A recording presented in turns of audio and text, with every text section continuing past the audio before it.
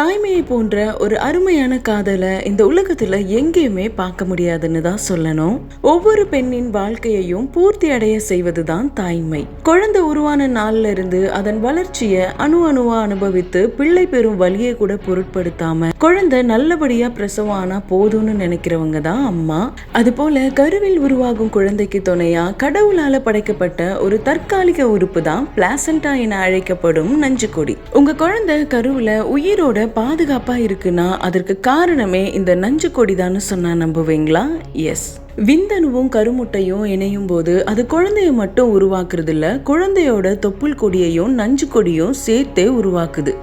நஞ்சு கொடி தொப்புள் கொடி இது ரெண்டும் ஒண்ணுதான்னு நிறைய பேர் நினைச்சிட்டு இருப்பீங்க. கண்டிப்பா ரெண்டும் ஒண்ணு கிடையாது. நஞ்சு கொடி என்பது தாயின் தொப்புள் கொடி வழியாக கருவுடன் இணைவது. நஞ்சு கொடி தாய் உண்ணும் உணவில் உள்ள அதிக அளவு தண்ணீர், சர்க்கரை, அமினோ அமிலம், கொழுப்பு போன்றவற்றில் உள்ள ஊட்டச்சத்துக்களையும் ஆக்சிஜனையும் பிரித்தெடுத்து பின் தொப்புள் கொடி வழியாக குழந்தைக்கு தேவையான ஊட்டச்சத்துக்களையும் ஆக்சிஜனையும் சென்றடைய செய்கிறது. அது மட்டும் இல்லாம குழந்தையின் ரத்தத்தில் உள்ள கழிவுகளை வெளியேற்றவும் நோய் தொற்றிலிருந்து பாதுகாக்கவும் இந்த நஞ்சு கொடி உதவியா இருக்கு. கர்ப்பத்தின் போது உருவாகும் இந்த நஞ்சு கொடி பல்வேறு வகையான ஹார்மோன்களை உருவாக்கி கர்ப்பத்தை தொடர்ந்து இயங்க வைக்குது. இந்த நஞ்சு கொடி மூலமா உருவாகும் மிக முக்கியமான ஹார்மோன் தான் HCG ஹார்மோன். இதன் மூலமா தான் கர்ப்பகால சோதனையின் போது கர்ப்பமா இருக்காங்களா இல்லையான்னு உறுதிப்படுத்துறாங்க. இந்த HCG ஹார்மோன் கருப்பைக்குள் இருக்கும் கருமுட்டைகளை வெளியேற்றாமல் தடுத்து புரோஜெஸ்டரான் மற்றும் எக்ஸ்ட்ரோஜன் உற்பத்தியை அதிகரித்து குழந்தையின் வளர்ச்சிக்கு உதவுது. இது மட்டும் இல்லாம HPL எனும் ஹார்மோனை சுரப்பதன் மூலம் குழந்தைக்கு தாய்ப்பால் கொடுப்பதற்கும் உதவியா இருக்கு. நஞ்சு கொடி என அழைக்கப்படும் இந்த பிளாசண்டா மனிதர்களுக்கு மட்டும் இல்லாம பாலூட்டி விலங்கினங்களுக்கும் காணப்படும்.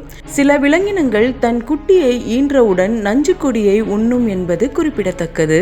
கர்ப்பத்தின் போது மனிதர்களுக்கு உருவாகிற இந்த நஞ்சு கொடி பல்வேறு வடிவங்களை பெற்றிருக்குமா. உதாரணத்துக்கு வட்டமான நஞ்சு கொடி, ஓவல் வடிவிலான நஞ்சு கொடி என நஞ்சு கொடிகளின் வடிவங்கள் மாறுமா. அதுல வட்டமான நஞ்சு கொடி பொதுவானவை. ஆனால் ஓவல் வடிவிலான மற்றும் வேறு வித வடிவிலான நஞ்சு கொடி உள்ள குழந்தைகளுக்கு தங்கள் சந்ததியினருக்கு உள்ள நோயுடன் தொடர்பு உண்டாகும்னு சொல்லப்படுது. அதுக்காக வட்ட வடிவம் இல்லாத வேறு வடிவிலான நஞ்சு கொடியுடன் பிறக்கும் குழந்தைகளுக்கு நோய் வரும்னு அர்த்தம் இல்ல. வட்டமான நஞ்சு கொடியுடன் பிறக்கும் குழந்தைகளை விட மற்ற வடிவிலான நஞ்சு கொடிகளை கொண்ட குழந்தைகளுக்கு நோய் ஆபத்துகள் அதிகம்னு சொல்லப்படுது. இது மட்டும் இல்லாம பெரிய அளவிலான குழந்தையுடன் உருவாகும் சிறிய அளவிலான நஞ்சு கொடியும், சிறிய அளவிலான குழந்தையுடன் உருவாகும் பெரிய அளவிலான நஞ்சு கொடியும் பிற்கால வாழ்க்கையில குழந்தைக்கு ஆபத்தை ஏற்படுத்தக்கூடும்னு சொல்லப்படுது. குழந்தை பிறக்கும் போது ஒரு நஞ்சு கொடியின் அளவு சராசரியா 2-2.5 சென்டிமீட்டர் அடர்த்தியையும் இதன் எடை 470 கிராம் அதாவது அரை கிலோவுக்கும் குறைவா இருக்குமா. இரட்டை கர்ப்பத்தின் போது அதாவது ட்வின்ஸ் பேபிஸ் உருவாகும் போது இந்த நஞ்சு கொடி மிக முக்கியமா கவனிக்கப்படுது. ஒரே கருமுட்டையிலிருந்து உருவாகும் ஒரே மாதிரியான இரட்டையர்கள் ஒரு நஞ்சு கொடியுடனும், அதே சமயம் தனித்தனி கருமுட்டையிலிருந்து உருவாகும் இரட்டையர்கள் ஒவ்வொருவருக்கும் தனித்தனி நஞ்சு கொடி இருக்குமா. இந்த நஞ்சு கொடி தாயிடமிருந்து கருவுக்கு ஊட்டச்சத்து மற்றும் ஆக்சிஜனை வழங்குது. இதனால இரட்டை கர்ப்பத்தில் ஒரு நஞ்சு கொடி இருந்தா குழந்தைகளுக்கு ரத்த ஓட்டம் சமமா இல்லாம போகலாம். இது இரட்டை குழந்தைகள்ல ஒருவருக்கு ஆபத்தை ஏற்படுத்த வாய்ப்புள்ளது என சொல்லப்படுது. இந்த நஞ்சு கொடி கர்ப்பப்பை வாய்க்கிட்ட இருந்தா நார்மல் டெலிவரின்றது ரொம்ப கஷ்டமா, அதாவது சுகப்பிரசவம். இது போல நஞ்சு கொடி கர்ப்பப்பை வாய்க்கிட்ட இருக்கும் போது நார்மல் டெலிவரிக்கு முயற்சி பண்ணா அது அதிக ரத்த போக்கு ஏற்பட வாய்ப்பு இருக்கு. இதனால பிரசவம் அறுவை சிகிச்சையா மாற்றப்படுது.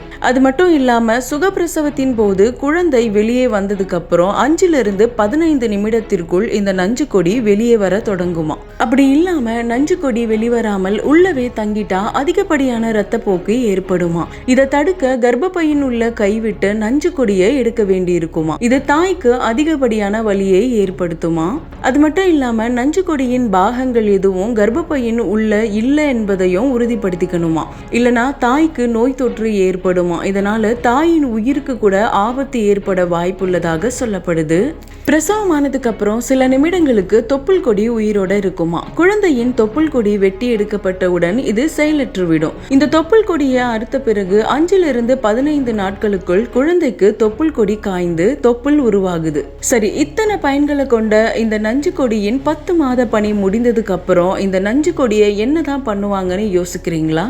பிரசவத்துக்கு அப்புறம் சில நாடுகளை சேர்ந்தவங்க இந்த நஞ்சு கொடிக்கு சில சடங்கு முறைகளை பின்பற்றி மரத்தின் அருகில் புதைக்கிறாங்க.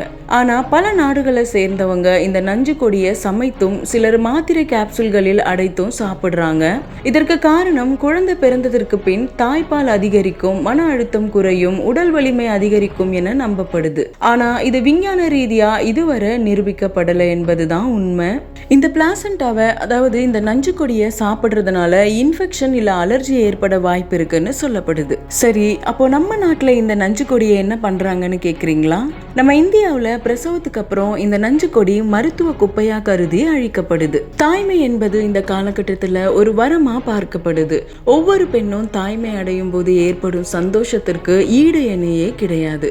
தாய்மை அழகானது, அன்பு, அரவணைப்பு, அக்கறை மிகுந்தது. தாய்மையை போற்றுவோம். உங்களுக்கு இந்த வீடியோ பிடிச்சிருந்தா மறக்காம வீடியோக்கு ஒரு லைக் பண்ணி சேனலையும் சப்ஸ்கிரைப் பண்ணிடுங்க. தேங்க்ஸ் ஃபார் வாட்சிங்.